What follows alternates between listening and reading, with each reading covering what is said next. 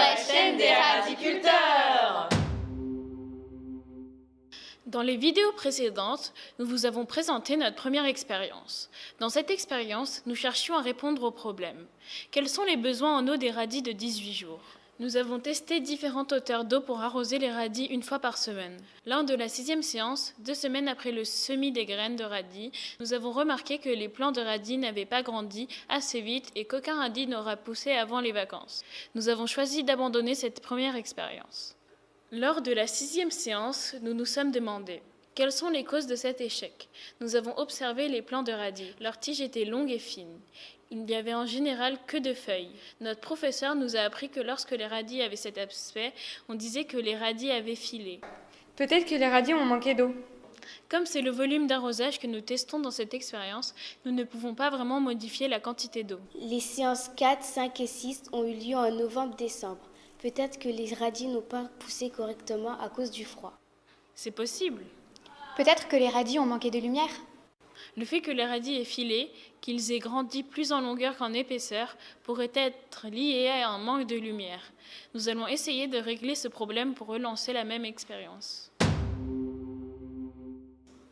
Pour la 7e séance, notre préparateur et notre professeur nous ont montré une étagère métallique qu'ils avaient récupérée.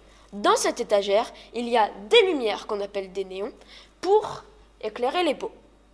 Grâce aux néons, nous pensons que les plantes auront moins froid et bénéficieront de plus de lumière.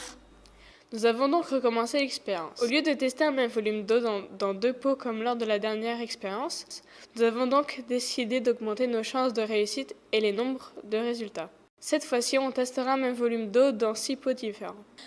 Nous avons donc à nouveau étiqueté les pots avec leur numéro d'identifiant. RC1C, D, E, F, G, H pour tester la hauteur d'eau de 6 mm par semaine.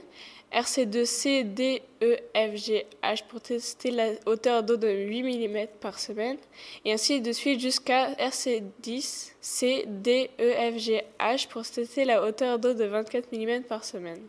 Après avoir étiqueté les pots, nous les avons remplis avec du terreau. Nous avons semé dans chaque pot une graine de radis. Puis nous avons arrosé chaque pot avec le volume d'eau précis correspondant à la hauteur d'eau choisie.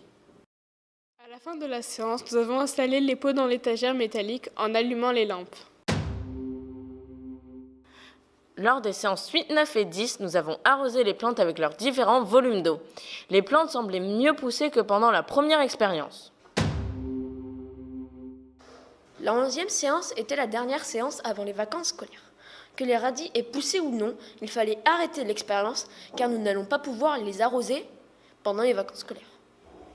Nous avons donc vidé la terre qui était contenue dans les pots. Nous avons, du mieux possible, retiré la terre qui était sur les plantes et surtout sur les racines. En nettoyant toutes les plantes, nous avons observé que 4 plantes avaient de vrais radis qui avaient poussé. Bon, c'était des tout petits radis, mais des radis quand même. Les autres plantes avaient des parties de la tige qui étaient gonflées et roses. De là appeler ça des radis, bon, on va dire que c'en était quand même. Pour avoir des mesures, nous avons décidé de peser dans un premier temps les plantes entières avec et sans vrais radis. Pour cela, nous avons utilisé une balance de précision. Il fallait être très bien organisé pour ne pas mélanger les plantes et pour toutes les peser. Pour cela, un élève était chargé de trier les plantes pesées et des plantes pas encore pesées, tout en évitant de mélanger les numéros. Un deuxième élève était chargé de peser les plantes. Un troisième élève était chargé de noter les mesures. Pour chaque numéro, nous avons noté le poids mesuré sur une feuille de papier. Après avoir pesé toutes les plantes, nous avons décidé de peser les radis. Pour cela, il fallait couper les tiges vertes, les feuilles et les racines. Mais où couper exactement? C'était compliqué de savoir où couper, parce que les radis étaient tout petits et ne ressemblaient pas forcément aux radis que nous connaissions. Il fallait donc décider pour une plante quelle partie on pouvait considérer comme étant un radis. Une fois qu'on avait décidé pour une plante à quel endroit couper, il fallait couper de la même façon tous les autres.